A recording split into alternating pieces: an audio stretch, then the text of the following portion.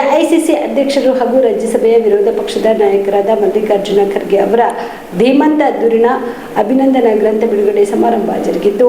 ಕಲಬುರಗಿ ನಗರದ doctor SM. Pandit ರಂಗಮಂದಿರದಲ್ಲಿ ಇಂದು AICC ಅಧ್ಯಕ್ಷರು ಹಾಗೂ ರಾಜ್ಯಸಭೆಯ ವಿರೋಧ ಪಕ್ಷದ ನಾಯಕರಾದ ಮಲ್ಲಿಕಾರ್ಜುನ ಖರ್ಗೆ ಅವರ ಧೀಮಂತ ದೂರಿನ ಅಭಿನಂದನಾ ಗ್ರಂಥ ಬಿಡುಗಡೆ ಸಮಾರಂಭ ಜರುಗಿತು. ಇನ್ನು ಇದೇ ವೇಳೆಯಲ್ಲಿ ಎಐಸಿಸಿ ಅಧ್ಯಕ್ಷರು ಹಾಗೂ ರಾಜ್ಯಸಭೆಯ ವಿರೋಧ ಪಕ್ಷದ ನಾಯಕರಾದ ಮಲ್ಲಿಕಾರ್ಜುನ ಖರ್ಗೆ ಮಾತನಾಡಿದರು.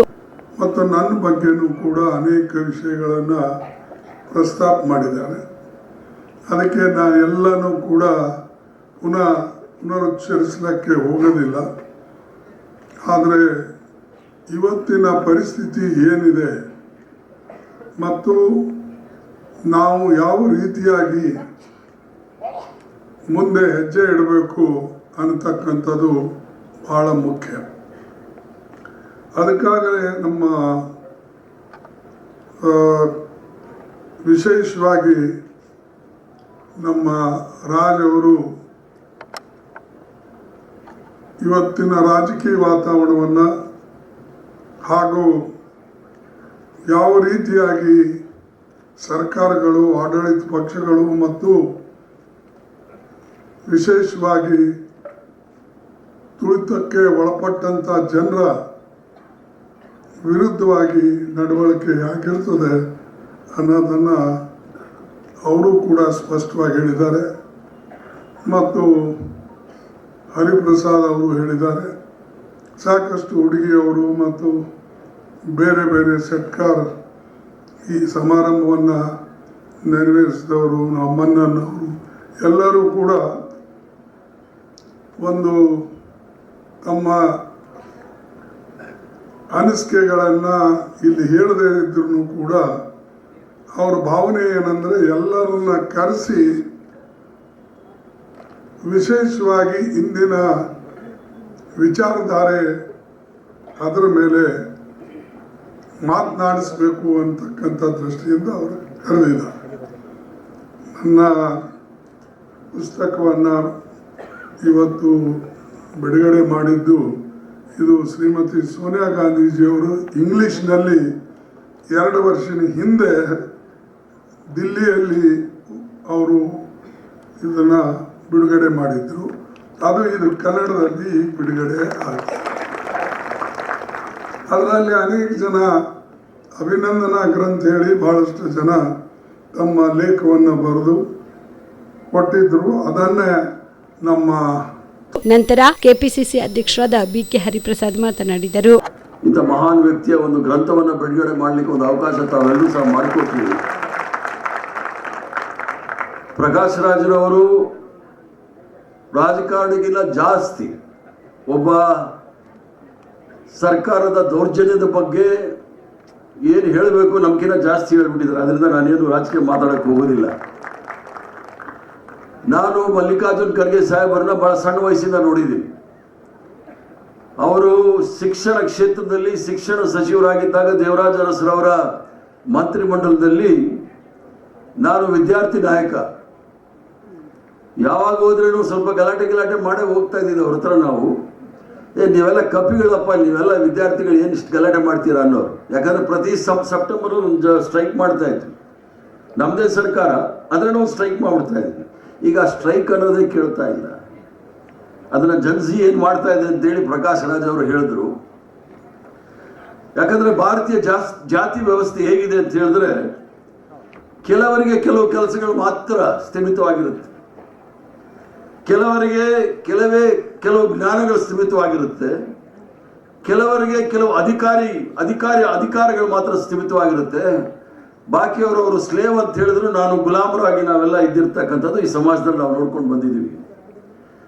ಸಮಾಜದ ವ್ಯವಸ್ಥೆ ನಾವು ನೋಡಿದಾಗ ಭಾರತ ದೇಶದಲ್ಲಿ ಇತಿಹಾಸ ಅಥವಾ ಯಾವುದಾದ್ರೂ ಒಂದು ಇತಿಹಾಸ ತೆಗೆದುಕೊಂಡಾಗ ಗೌತಮ ಬುದ್ಧ ಬರೋದಕ್ಕಿಂತ ಮೊದಲು ಸಹ ಇಲ್ಲಿ ಧರ್ಮ ಪ್ರಭುತ್ವ ಅಂತಕ್ಕಂಥದ್ದು ಧರ್ಮ ಹೇಳಿದ್ದೆ. ಆ ಧರ್ಮವನ್ನ ನಡೆಸ್ತಕ್ಕಂಥವ್ರು ಹೇಳಿದ್ದೆ ಎಲ್ಲ ಕಾನೂನು ಸಂವಿಧಾನ ಎಲ್ಲ. ಬೇರೆ ಯಾರಿಗೂ ಸಹ ಹಾಕಿಲ್ಲ. ಧರ್ಮವನ್ನು ಸಂಸ್ಕೃತವನ್ನು ನೀವು ಓದಂಗಿಲ್ಲ. ಓದಿದ್ರೆ ಒಂದ ಕಿವಿಗೆ ಸೀಸ ಹಾಕಿರೋರು ಇಲ್ಲ ನಾಲ್ಗೆ ಕತ್ತರಿಸ್ಬಿಟ್ಟಿರೋರು. ಅದನ್ನ ಏಕಲವ್ಯವನ್ನು ನೋಡಿದ್ದೀರಿ, ಶಮ್ಮುಖನನ್ನು ಸಹ ನೋಡಿದ್ದೀರಿ. ಒಬ್ಬ ಶೂದ್ರ ಏನಾದರೂ ಅವನಲ್ಲಿ ಸಾಮರ್ಥ್ಯ ಏನಾದರೂ ಇದ್ದು ಅವನೇನಾದರೂ ಸಾಧನೆ ಮಾಡಿದ್ರೆ ಅವನಿಗೆ ಸಮಾಜದಲ್ಲಿ ಬದುಕಕ್ಕಾಗೋದಿಲ್ಲ ಅಂತ ಆಗಲೇ ತೋರಿಸಿದ್ರು. ಧರ್ಮ ಪ್ರಭುತ್ವ ಸರಿ ಬರಲಿಲ್ಲ ಅಂತೇಳಿ ರಾಜಪ್ರಭುತ್ವ ಬಂತು. ಈ ರಾಷ್ಟ್ರದಲ್ಲಿ 580 ರಾಜ ಮಹಾರಾಜರಿದ್ದಂಥ ಕಾಲದಲ್ಲಿ ಯಾವುದೇ ಸಂವಿಧಾನ ಇರಲಿಲ್ಲ. ರಾಜ, ಮಂತ್ರಿ, ಪಾಳೆಗಾರ, ಜಮೀನ್ದಾರ, ನಾವೆಲ್ಲರೂ ಸಹ ಗುಲಾಮರು.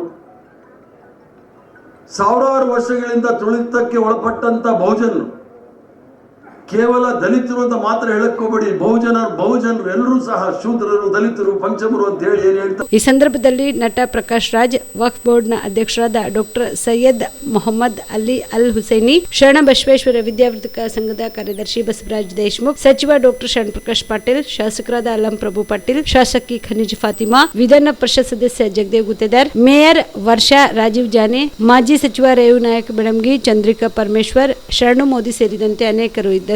ನೀವು ಕೂಡ ಕಣ್ಣಿನ ಸಮಸ್ಯೆ ಎದುರಿಸ್ತಾ ಇದ್ದೀರಾ? ಎಲ್ಲಿ ಚಿಕಿತ್ಸೆ ಪಡೆಯಬೇಕು ಅಂತ ಯೋಚನೆ ಮಾಡ್ತಾ ಇದ್ದೀರಾ? ಮತ್ತೆ ಯಾಕೆ ತಡ? ಕಲಬುರಗಿ ಜಿಲ್ಲೆಯ ಪ್ರಸಿದ್ಧ ಶ್ರೀ ಸಿದ್ದರಾಮೇಶ್ವರ ಐ ಆಸ್ಪತ್ರೆಗೆ ಭೇಟಿ ನೀಡಿ ಕಲ್ಯಾಣ ಕರ್ನಾಟಕ ಭಾಗದ ಖ್ಯಾತ ನುರಿತ ವೈದ್ಯರಾದ ಡಾಕ್ಟರ್ ವಿಶ್ವನಾಥ್ ರೆಡ್ಡಿ ಅವರ ನೇತೃತ್ವದಲ್ಲಿ ಖ್ಯಾತ ಅನುಭವಿ ವೈದ್ಯರ ತಂಡದಿಂದ ಕಡಿಮೆ ದರದಲ್ಲಿ ಚಿಕಿತ್ಸೆ, ಕಣ್ಣಿನ ಪರೀಕ್ಷೆ, ಹೊಲಿಗೆ ರಹಿತ ಶಸ್ತ್ರಚಿಕಿತ್ಸೆ, ಪೊರೆ ಆಪರೇಷನ್, ಲೇಸರ್ ಇಂಜೆಕ್ಷನ್ ರಹಿತ ಶಸ್ತ್ರಚಿಕಿತ್ಸೆ, ಸಕ್ಕರೆ ಕಾಯಿಲೆ ಇರುವವರಿಗೆ ಲೇಸರ್ ಚಿಕಿತ್ಸೆ, ದೂರದೃಷ್ಟಿ ದೋಷ ಹಾಗೂ ಸಮೀಪ ದೃಷ್ಟಿ ದೋಷ ಸಮಸ್ಯೆಗೆ ಮುಕ್ತ ಪರಿಹಾರ, ಕನ್ನಡಕದ ಸೌಲಭ್ಯ, ಕಾಂಟ್ಯಾಕ್ಟ್ ಲೆನ್ಸ್ ಅಳವಡಿಕೆ ಸೇರಿದಂತೆ ಕಣ್ಣಿಗೆ ಸಂಬಂಧಿಸಿದ ಎಲ್ಲಾ ರೀತಿಯ ರೋಗದ ಚಿಕಿತ್ಸಾ ಸೌಲಭ್ಯ ಒಂದೇ ಸೂರಿನಡಿ. ಗ್ರಾಮೀಣ ಭಾಗದ ವಯಸ್ಕರಿಗೆ, ಬಡ ಜನರಿಗೆ ನೆರವು ಆಗಲು ಶ್ರೀ ಸಿದ್ದರಾಮೇಶ್ವರ ಐ ಆಸ್ಪತ್ರೆಯ ಶಾಖೆಗಳು ಕಲಬುರಗಿ, ಸೇಡಂ, ಕಮಲಾಪುರ್, ಸುಲೇಪೇಟದಲ್ಲಿ ಕೂಡ ಲಭ್ಯವಾಗಿದೆ. ಹೆಚ್ಚಿನ ಮಾಹಿತಿಗಾಗಿ ಸಂಪರ್ಕಿಸಿ ಶ್ರೀ ಸಿದ್ದರಾಮೇಶ್ವರ ಐ ಆಸ್ಪತ್ರೆ, ಸೆಂಟ್ರಲ್ ಬಸ್ ಸ್ಟ್ಯಾಂಡ್ ಮುಂಭಾಗ, ಶಾಂತಿನಗರ, ಕಲಬುರಗಿ. ಫೋನ್ ನಂಬರ್ 7209626262ಗೆ ಸಂಪರ್ಕಿಸಿ. ಕಾಮರೆಡ್ಡಿ ಆರ್ಥೋ ಮತ್ತು ಟ್ರಾಮಾ ಕೇರ್ ಆಸ್ಪತ್ರೆ, ಕಲಬುರಗಿ. Doctor S B. ಕಾಮರೆಡ್ಡಿ ಹಾಗೂ ಡಾಕ್ಟರ್ ಪ್ರತಿಮಾ ಎಸ್. ಕಾಮರೆಡ್ಡಿ ಸಾರಥ್ಯದಲ್ಲಿ ಕಳೆದ 11 ವರ್ಷಗಳಿಂದ ಸಾವಿರಾರು ರೋಗಿಗಳಿಗೆ ದಿನದ 24 ಗಂಟೆ ತುರ್ತು ಸೇವೆ ನೀಡಿದ ಶ್ರೇಯಸ್ಸು. ಆರ್ಥೋ ಚಿಕಿತ್ಸೆಗೆ ನುರಿತ ವೈದ್ಯರ ತಂಡ, neuro surgery, joint replacement surgery, interventional pain clinic, plastic surgery, facial maxillo surgery, ದಿನದ 24 ಗಂಟೆ ಲ್ಯಾಬ್ ಸೌಲಭ್ಯ, ದಿನದ 24 ಗಂಟೆ ಮೆಡಿಕಲ್ ಸೌಲಭ್ಯ, ಡಿಜಿಟಲ್ ಎಕ್ಸ್ರೇ, ದಿನದ 24 ಗಂಟೆ ಬ್ಲಡ್ ಬ್ಯಾಂಕ್ ಸರ್ವಿಸ್, ದಿನದ 24 ಗಂಟೆ ಆಂಬ್ಯುಲೆನ್ಸ್ ಸೌಲಭ್ಯ. ಹೆಚ್ಚಿನ ಮಾಹಿತಿಗಾಗಿ ಸಂಪರ್ಕಿಸಿ ಸರ್ಕಾರಿ ಐಟಿಐ ಕಾಲೇಜು ಮುಂಭಾಗ, ಕಾಮರೆಡ್ಡಿ ಆರ್ಥೋ ಮತ್ತು ಟ್ರಾಮಾ ಕೇರ್ ಆಸ್ಪತ್ರೆ, ಕಲಬುರಗಿ. Phone number 08472256163.